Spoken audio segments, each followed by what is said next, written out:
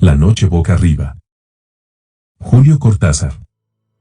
Y salían en ciertas épocas a cazar enemigos. Le llamaban la Guerra Florida.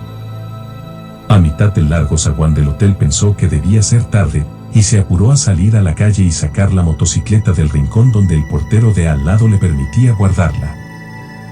En la joyería de la esquina vio que eran las 9:10, llegaría con tiempo sobrado a donde iba. El sol se filtraba entre los altos edificios del centro y, porque para sí mismo, para ir pensando, no tenía nombre, montó en la máquina saboreando el paseo. La moto ronroneaba entre sus piernas y un viento fresco le chicoteaba los pantalones. Dejó pasar los ministerios y la serie de comercios con brillantes vitrinas de la calle central. Ahora entraba en la parte más agradable del trayecto, el verdadero paseo.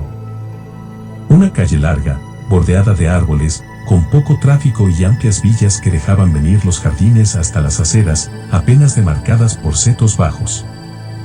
Quizá algo distraído, pero corriendo sobre la derecha como correspondía, se dejó llevar por la tersura, por la leve crispación de ese día apenas empezado. Tal vez su involuntario relajamiento le impidió prevenir el accidente. Cuando vio que la mujer parada en la esquina se lanzaba a la calzada a pesar de las luces verdes, ya era tarde para las soluciones fáciles. Frenó con el pie y la mano, desviándose a la izquierda, oyó el grito de la mujer, y junto con el choque perdió la visión. Fue como dormirse de golpe. Volvió bruscamente del desmayo. 4 o 5 hombres jóvenes lo estaban sacando de debajo de la moto. Sentía gusto a sal y sangre, le dolía una rodilla, y cuando lo alzaron gritó, porque no podía soportar la presión en el brazo derecho. Voces que no parecían pertenecer a las caras suspendidas sobre él, lo alentaban con bromas y seguridades. Su único alivio fue oír la confirmación de que había estado en su derecho al cruzar la esquina. Preguntó por la mujer, tratando de dominar la náusea que le ganaba la garganta. Mientras lo llevaban boca arriba a una farmacia próxima, supo que la causante del accidente no tenía más que rasguños en las piernas. Usted la agarró apenas, pero el golpe le hizo saltar la máquina de costado. Opiniones, recuerdos, despacio, entrenlo de espaldas, así va bien. Y alguien con guardapolvo dándole a beber un trago que lo alivió en la penumbra de una pequeña farmacia de barrio. La ambulancia policial llegó a los 5 minutos y lo subieron a una camilla blanda donde pudo tenderse a gusto. Con toda lucidez, pero sabiendo que estaba bajo los efectos de un shock terrible, dio sus señas al policía que lo acompañaba. El brazo casi no le dolía, de una cortadura en la ceja goteaba sangre por toda la cara. 1 o 2 veces se lamió los labios para beberla. Se sentía bien, era un accidente, mala suerte, unas semanas quieto y nada más. El vigilante le dijo que la motocicleta no parecía muy estropeada. Natural, dijo él. Como que me la ligué encima. Los dos se rieron, y el vigilante le dio la mano al llegar al hospital y le deseó buena suerte. Ya la náusea volvía poco a poco, mientras lo llevaban en una camilla de ruedas hasta un pabellón del fondo, pasando bajo árboles llenos de pájaros, cerró los ojos y deseó estar dormido o cloroformado. Pero lo tuvieron largo rato en una pieza con olor a hospital, llenando una ficha, quitándole la ropa y vistiéndolo con una camisa grisácea y dura. Le movían cuidadosamente el brazo, sin que le doliera. Las enfermeras bromeaban todo el tiempo, y si no hubiera sido por las contracciones del estómago se habría sentido muy bien, casi contento. Lo llevaron a la sala de radio, y 20 minutos después, con la placa todavía húmeda puesta sobre el pecho como una lápida negra, pasó a la sala de operaciones. Alguien de blanco, alto y delgado, se le acercó y se puso a mirar la radiografía. Manos de mujer le acomodaban la cabeza, sintió que lo pasaban de una camilla a otra. El hombre de blanco se le acercó otra vez, sonriendo, con algo que le brillaba en la mano derecha. Le palmeó una mejilla e hizo una seña a alguien parado atrás. Como sueño era curioso porque estaba lleno de olores y él nunca soñaba olores. Primero un olor a pantano, ya que a la izquierda de la calzada empezaban las marismas, los tembladerales de donde no volvía nadie. Pero el olor cesó, y en cambio vino una fragancia compuesta y oscura como la noche en que se movía huyendo de los aztecas. Y todo era tan natural, tenía que huir de los aztecas que andaban a caza de hombre, y su única probabilidad era la de esconderse en lo más denso de la selva, cuidando de no apartarse de la estrecha calzada que solo ellos, los motecas, conocían. Lo que más lo torturaba era el olor, como si aún en la absoluta aceptación del sueño algo se rebelara contra eso que no era habitual, que hasta entonces no había participado del juego. Huele a guerra, pensó, tocando instintivamente el puñal de piedra atravesado en su ceñidor de lana tejida. Un sonido inesperado lo hizo agacharse y quedar inmóvil, temblando. Tener miedo no era extraño, en sus sueños abundaba el miedo.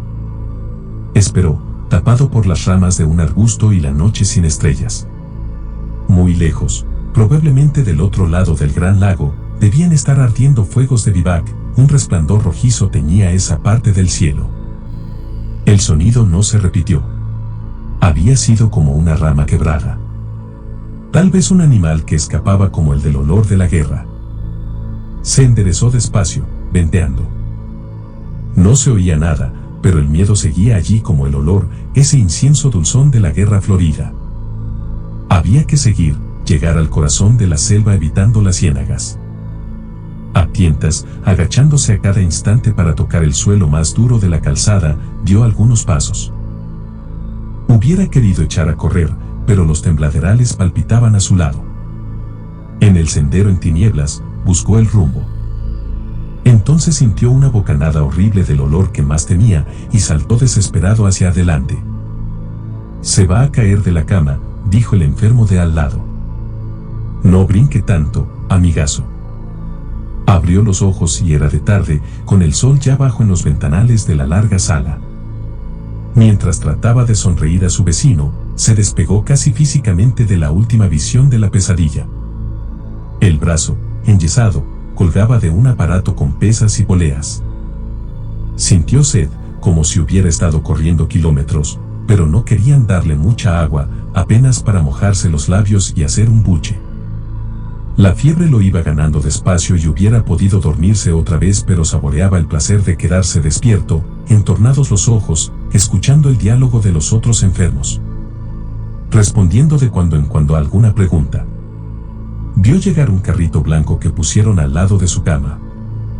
Una enfermera rubia le frotó con alcohol la cara anterior del muslo y le clavó una gruesa aguja con un tubo que subía hasta un frasco de líquido opalino. Un médico joven vino con un aparato de metal y cuero que le ajustó al brazo sano para verificar alguna cosa.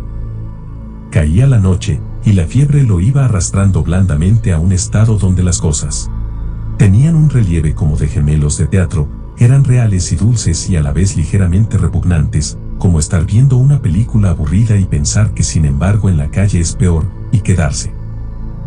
Vino una taza de maravilloso caldo de oro oliendo a puerro, a apio, a perejil. Un trocito de pan, más precioso que todo un banquete, se fue desmigajando poco a poco. El brazo no le dolía nada y solamente en la ceja, donde lo habían suturado, chirriaba a veces una punzada caliente y rápida.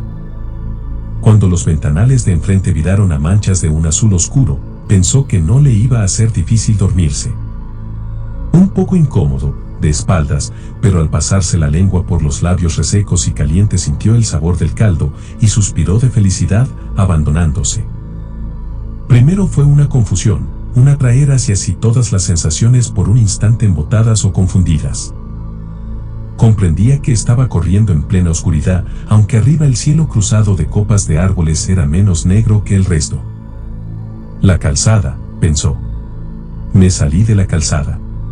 Sus pies se hundían en un colchón de hojas y barro, y ya no podía dar un paso sin que las ramas de los arbustos le azotaran el torso y las piernas. Jadeante, sabiéndose acorralado a pesar de la oscuridad y el silencio, se agachó para escuchar. Tal vez la calzada estaba cerca, con la primera luz del día iba a verla otra vez. Nada podía ayudarlo ahora a encontrarla. La mano que sin saberlo le aferraba el mango del puñal, subió como el escorpión de los pantanos hasta su cuello, donde colgaba el amuleto protector. Moviendo apenas los labios musitó la plegaria del maíz que trae las lunas felices y la súplica a la muy alta, a la dispensadora de los bienes motecas. Pero sentía al mismo tiempo que los tobillos se le estaban hundiendo despacio en el barro, la espera en la oscuridad del chaparral desconocido se le hacía insoportable. La guerra florida había empezado con la luna y llevaba ya 3 días y 3 noches. Si conseguía refugiarse en lo profundo de la selva, abandonando la calzada más allá de la región de las ciénagas, quizás los guerreros no le siguieran el rastro. Pensó en los muchos prisioneros que ya habían hecho, pero la cantidad no contaba, sino el tiempo sagrado. La caza continuaría hasta que los sacerdotes dieran la señal del regreso. Todo tenía su número y su fin, y él estaba dentro del tiempo sagrado, del otro lado de los cazadores. Oyó los gritos y se enderezó de un salto, puñal en mano. Como si el cielo se incendiara en el horizonte, vio antorchas moviéndose entre las ramas, muy cerca. El olor a guerra era insoportable, y cuando el primer enemigo le saltó al cuello casi sintió placer en hundirle la hoja de piedra en pleno pecho. Ya lo rodeaban las luces, los gritos alegres. Alcanzó a cortar el aire 1 o 2 veces, y entonces una soga lo atrapó desde atrás. «Es la fiebre», dijo el de la cama de al lado. «A mí me pasaba igual cuando me operé del duodeno. Tome agua y va a ver que duerme bien». Al lado de la noche de donde volvía, la penumbra tibia de la sala le pareció deliciosa.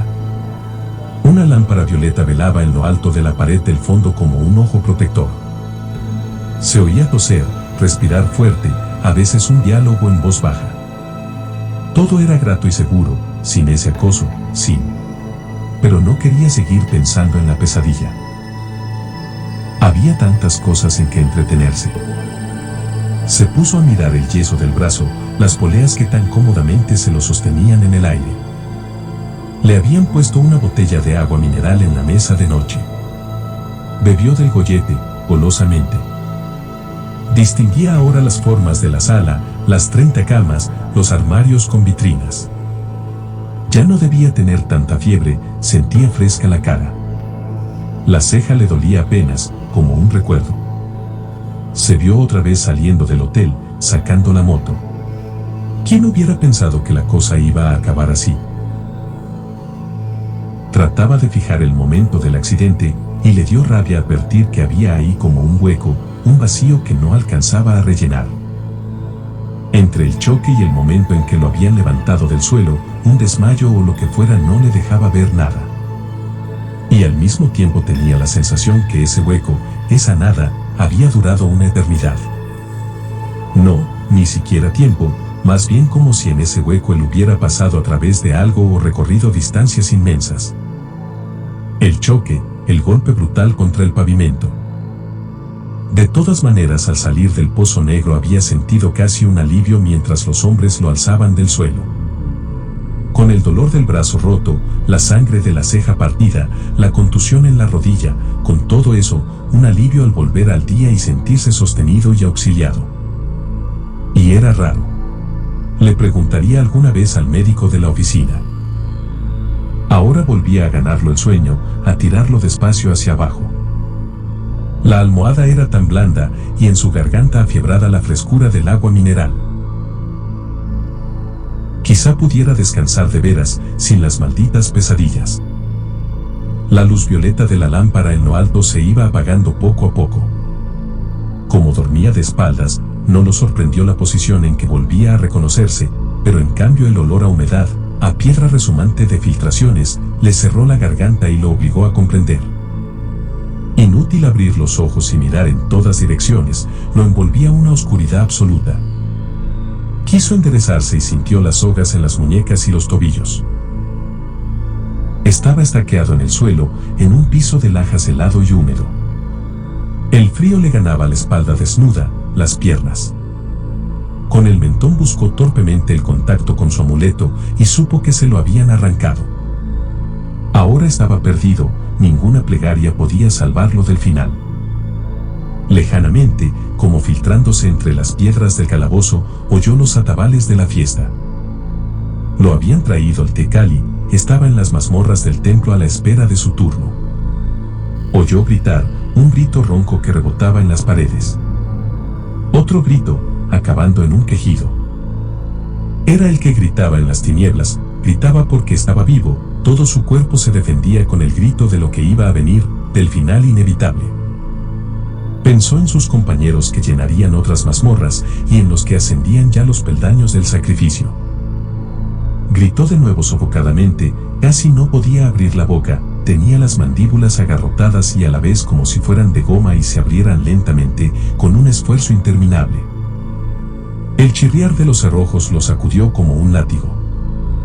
Convulso, retorciéndose, luchó por zafarse de las cuerdas que se le hundían en la carne.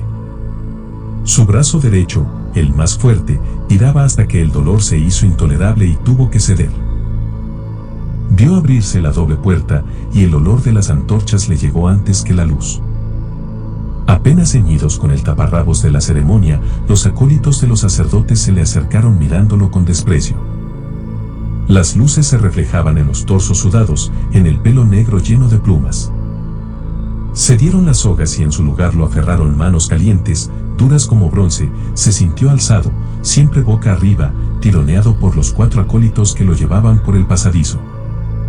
Los portadores de antorchas iban adelante, alumbrando vagamente el corredor de paredes mojadas y techo tan bajo que los acólitos debían agachar la cabeza. Ahora lo llevaban, era el final. Boca arriba, a 1 metro del techo de roca viva que por momentos se iluminaba con un reflejo de antorcha. Cuando en vez de techo nacieran las estrellas y se alzara frente a él la escalinata incendiada de gritos y danzas, sería el fin. El pasadizo no acababa nunca, pero ya iba a acabar, de repente olería el aire lleno de estrellas, pero todavía no, andaban llevándolo sin fin en la penumbra roja, tironeándolo brutalmente.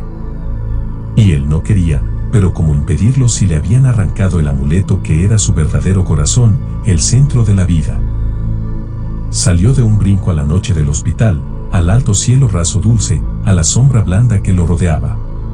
Pensó que debía haber gritado, pero sus vecinos dormían callados. En la mesa de noche, la botella de agua tenía algo de burbuja, de imagen traslúcida contra la sombra azulada de los ventanales.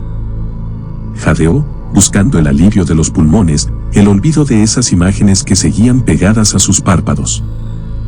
Cada vez que cerraba los ojos las veía formarse instantáneamente y se enderezaba aterrado pero gozando a la vez del saber que ahora estaba despierto, que la vigilia lo protegía, que pronto iba a amanecer. Con el buen sueño profundo que se tiene a esa hora, sin imágenes, sin nada. Le costaba mantener los ojos abiertos, la modorra era más fuerte que él. Hizo un último esfuerzo, con la mano sana esbozó un gesto hacia la botella de agua. No llegó a tomarla, sus dedos se cerraron en un vacío otra vez negro, y el pasadizo seguía interminable, roca tras roca, con súbitas fulguraciones rojizas. Y el boca arriba gimió apagadamente porque el techo iba a acabarse, subía. Abriéndose como una boca de sombra y los acólitos se enderezaban y de la altura una luna menguante le cayó en la cara donde los ojos no querían verla. Desesperadamente se cerraban y se abrían buscando pasar al otro lado, descubrir de nuevo el cielo raso protector de la sala. Y cada vez que se abrían era la noche y la luna mientras lo subían por la escalinata, ahora con la cabeza colgando hacia abajo, y en lo alto estaban las hogueras, las rojas columnas de humo perfumado. Y de golpe vio la piedra roja, brillante de sangre que chorreaba, y el vaivén de los pies del sacrificado que arrastraban para tirarlo rodando por las escalinatas del norte. Con una última esperanza apretó los párpados, gimiendo por despertar. Durante un segundo creyó que lo lograría, porque otra vez estaba inmóvil en la cama, a salvo del balanceo cabeza abajo. Pero olía la muerte, y cuando abrió los ojos vio la figura ensangrentada del sacrificador que venía hacia él con el cuchillo de piedra en la mano. Alcanzó a cerrar otra vez los párpados, aunque ahora sabía que no iba a despertarse, que estaba despierto, que el sueño maravilloso había sido el otro, absurdo como todos los sueños. Un sueño en el que había andado por extrañas avenidas de una ciudad asombrosa, con luces verdes y rojas que ardían sin llama ni humo, con un enorme insecto de metal que zumbaba bajo sus piernas. En la mentira de ese sueño también lo habían alzado del suelo, también alguien se le había acercado con un cuchillo en la mano, a a el tendido boca arriba. A el boca arriba con los ojos cerrados entre las hogueras.